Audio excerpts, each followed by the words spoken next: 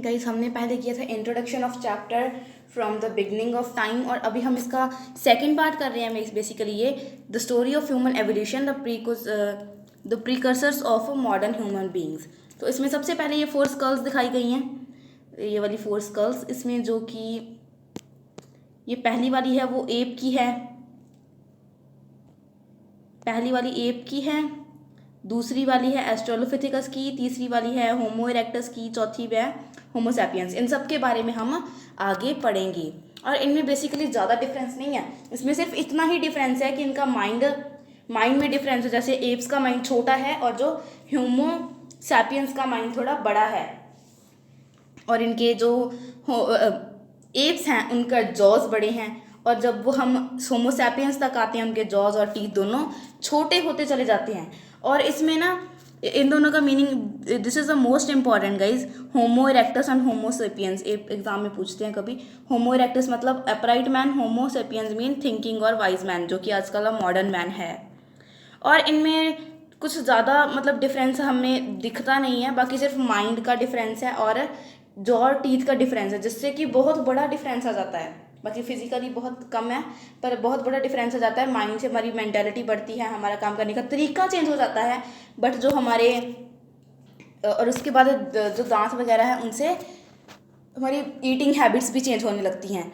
और ये चैप्टर, ये वाला पॉइंट थोड़ा बड़ा है तो जल्दी जल्दी कंप्लीट करेंगे इसे। और ये सब एवोल्यूशन के कारण हुआ है। जो इनका जो ये पहले हम ऐसे हुआ करते थे, फिर ऐसे, पहले हम ऐसे हुआ करते थे, फिर ऐसे, और अब हम ऐसे दिखते हैं मेनली। और अब जो 36 मिलियन ईयर पहले कौन आए? प्रीमेट्स। और प्रीमेट्स के बाद 24 मिलियन ईयर्स अगो आए होमिनॉइड्स। जो प्रीमेट्स थे वो एशिया और अफ्रीका में पाए जाते थे। उसके बाद होमिनॉइड्स आए, और होमिनॉइड्स में एप्स होते थे। उसके बाद 5.6 बिलियन ईयर अगो होमिनिड से ही डेवलप होके जो कि होमिनिड्स आए। और इन दोनों में डिफरेंस था। डिफरेंस अब हम यहाँ पे पढ़ेंगे मेनली। आपको प्रीमेट समझ आ गया क्या होता है?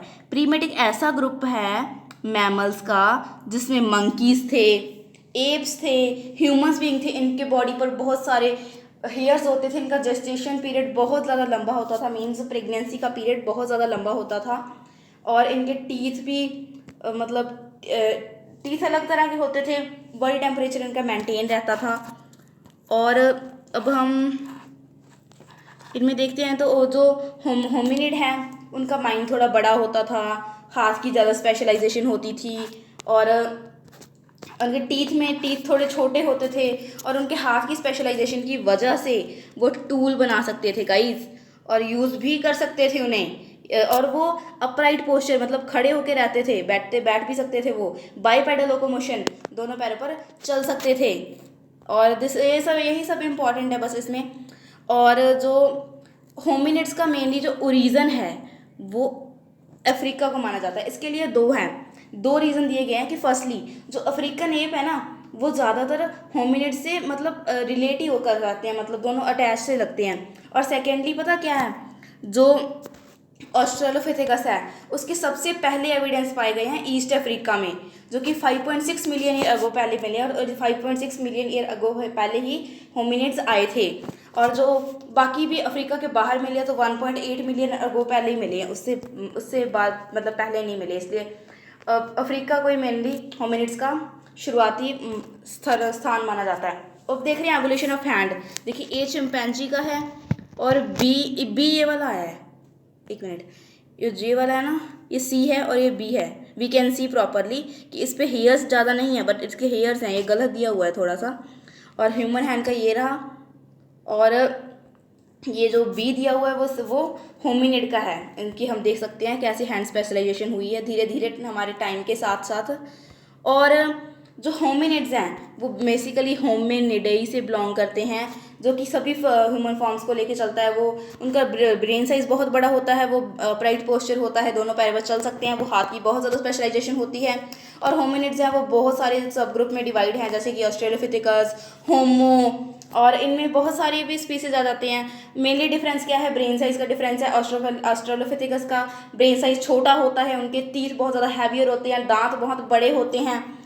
और मतलब इनके जो नेम है ना, उन्होंने जो साइंटिस्ट हैं उन्होंने ग्रीक और लैटिन वर्ड से लिए हैं। जैसे कि ऑस्ट्रेलोपिथेकस के बारे में देखें तो वो लैटिन वर्ड और ग्रीक वर्ड से लिया गया है। लैटिन वर्ड जो ऑस्ट्रेलोपिथेकस पढ़ रहे हैं ना, तो उसमें जो ऑस्ट्रल वर्ड है वो एक लैटिन वर्ड है जिसका मतलब है सदरन, और जो फिथिकस लास्ट वाला वर्ड है फिथिकस, वो एक ग्रीक वर्ड है जिसका मतलब है एप। और ये मतलब हम देख सकते हैं कि ऑस्ट्रेलोपिथेकस में दिमाग छोटा होता है, हमने बहुत बारी पढ़ लिया, और होमो में दिमाग बड़ा होता है, होमो में दांत छोटे होते हैं, ऑस्ट्रेलोपिथेकस में दांत बड़े होते हैं। इसको अच्छी तरह से रट लेना, ये क्वेश्चन आ सकता है गाइस। एंड आफ्टर दिस यहाँ पे होमिनिडाई का दिया हुआ है। इसमें यही बताया गया है कि जो होमिनिडी है वो मंकीज नहीं होते थे, उनके थोड़े डिफरेंस होते थे, और उनकी बॉडी थोड़ी लार्ज होती थी, कोई पूँछ नहीं होती थी उनके, मेनली एप्स के भी कोई पूँछ नहीं होती है। और उनका जो इन्फेंट डेवलपमेंट, मतलब जब वो बड़े होते हैं, जो एनिमल्स है वो मेनली 3-4 महीने में कितने बड़े हो जाते हैं, बट ह्यूमंस में ऐसा नहीं होता। ह्यूमंस में थोड़ा टाइम लगता है, जैसे जैसे उम्र बढ़ेगी वैसे वैसे ही हम बढ़ेंगे, ऐसी इन्फेंट डेवलपमेंट होती है होमिनिड्स में। और जो ऑस्ट्रेलोपिथेकस है ना, वो मेनली ट्रीज़ पर रहते हैं, इसलिए उनकी जो फोर लिम्स है बहुत ज़्यादा लॉन्ग होती हैं, उनके हैंड्स कर्व्ड होते हैं, उनकी फीट बोन्स होती हैं, एंकल जॉइंट्स होते हैं, एंकल मोबाइल मतलब बहुत ज़्यादा गतिशील, जो कि बहुत जल्दी से कर सकते हैं, और वो मतलब ट्रीज़ पर रहने के लिए बिल्कुल परफेक्ट हैं। और धीरे धीरे वो टूल बनाने लगे, लॉन्ग डिस्टेंस वॉकिंग करने लगे, और इससे उनकी डेवलपमेंट होती रही। ये ब्लू बॉक्स में दिया गया है कि ऑस्ट्रेलोपिथेकस की डिस्कवरी कैसे हुई। ओल द वे जॉर्ज में मतलब हुई ये ऑस्ट्रेलोपिथेकस की डिस्कवरी, जो कि मैरी और लुइस लीकी ने की थी, जो कि ये दोनों हस्बैंड वाइफ थे। और जो मैरी थी उसको एक दिन मतलब वो मिली मतलब उनका दांत मिला था। एंड यही बस इसमें इम्पॉर्टेंट है, इसमें ज़्यादा इम्पॉर्टेंट कुछ नहीं है। और उसके बाद जो इनके बोन स्ट्रक्चर में बहुत ज़्यादा डिफरेंसेस थे, और इनके मतलब स्कल साइज में डिफरेंस था, जॉज में डिफरेंस था, और एक पॉजिटिव फीडबैक मैकेनिज्म के बारे में बताया गया जो कि बहुत ही ज़्यादा इजी है। इसमें हम देखते हैं कि टूल मेकिंग, जैसे ही पहले तो अपराइट पोस्चर देखते हैं। जब वो अपराइट वॉकिंग करने लगे तो उनके हाथ फ्री रहने लगे, जो कि टूल यूज़ करते थे, तब वो मतलब खड़े होकर चल सकते थे, तो टूल भी यूज़ कर सकते थे, अपने बच्चों को हाथों में उठा सकते थे। और जैसे मतलब वो खड़े हो सकते थे, उनके हाथ फ्री होते थे, वो टूल्स बनाते थे, और टूल बनाने से उनसे दिमाग की कैपेसिटी इंक्रीज होती थी, दिमाग का साइज़ बढ़ता था, और उनकी जैसे ही दिमाग का साइज़ बढ़ेगा और कैपेसिटी बढ़ेगी तो उनका देखने की ताकत और ज़्यादा मजबूत होगी, विजुअल सर्विलेंस आएगा। लॉन्ग डिस्टेंस वॉकिंग करेंगे वो, अगर वो अपराइट वॉकिंग करेंगे तो।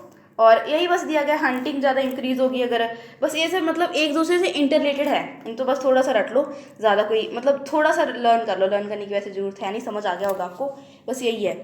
और बाईपेडलिज्म, अब ये बाईपेडलिज्म के बारे में बता रहे हैं कि जिसमें आदमी के हाथ दोनों फ्री होते थे, वेले होते थे उनके बच्चों और सामान को उठाने के लिए।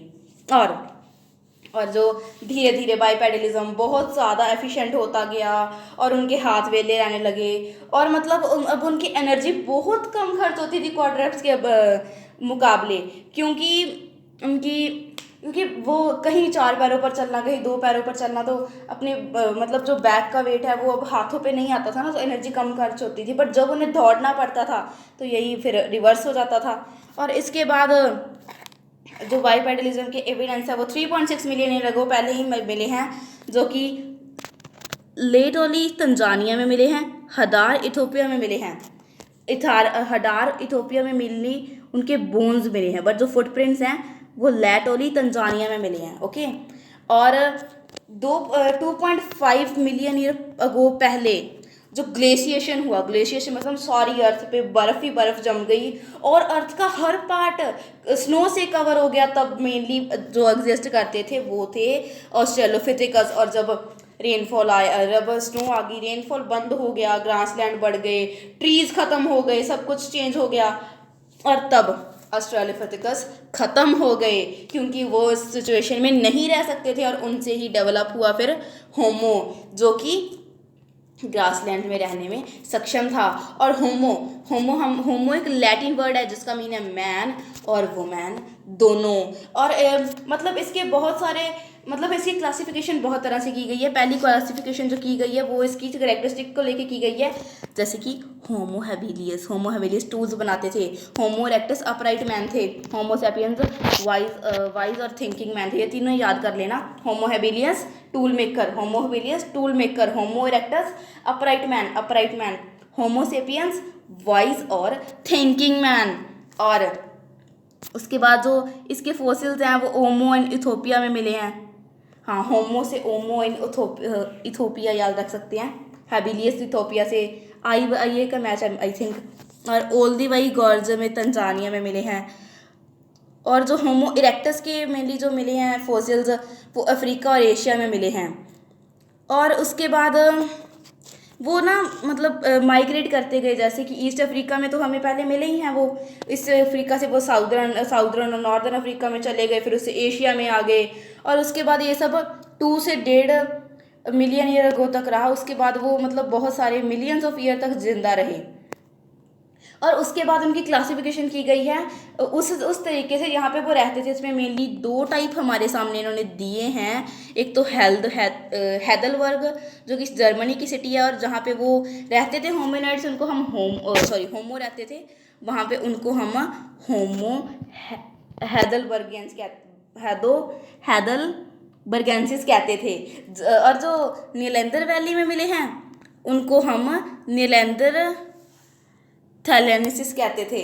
और इनके नाम बहुत बड़े हैं, थोड़ा प्रोनाउंसिएशन करने में प्रॉब्लम आ रही है, तो I am really sorry. Oh damn. And after that both belong to sapiens of earth, मतलब वो सब होमो सैपियंस से बिलोंग करते थे। उसके बाद इनकी डिस्ट्रीब्यूशन बढ़ती गई, वे एशिया, अफ्रीका और यूरोप में आने लगे होमो हैदलबर्गन्स।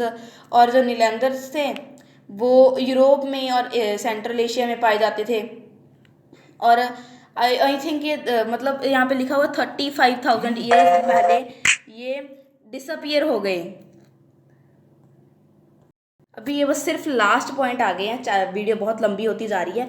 जो ऑस्ट्रेलोपिथेकस हैं वो होमो से उनका दिमाग छोटा होता था, तो जॉज और टीथ बड़े होते थे। और जैसे उनका ब्रेन साइज पता क्यों इंक्रीज हुआ, क्योंकि उनकी जैसे वो टूल बनाने लगे तो उनकी इंटेलिजेंस बढ़ती गई, मेमोरी बेटर होती गई, और उनके जॉज में, टीथ में चेंजेस आने लगे, जिससे उनकी डाइटरी हैबिट्स भी चेंज होने लगी। ये थोड़ा बहुत लर्न करना पड़ेगा ये वाला बॉक्स। बाकी आज तक हमारा मतलब अभी तक हमने इतना ही करना था, हमारा आज का टॉपिक हो गया है। सो अगर आपको कुछ और चाहिए तो मतलब और कंटेंट चाहिए तो कमेंट बॉक्स में कमेंट कर देना, और सब्सक्राइब प्लीज़ कर लेना। Okay, bye bye, thank you.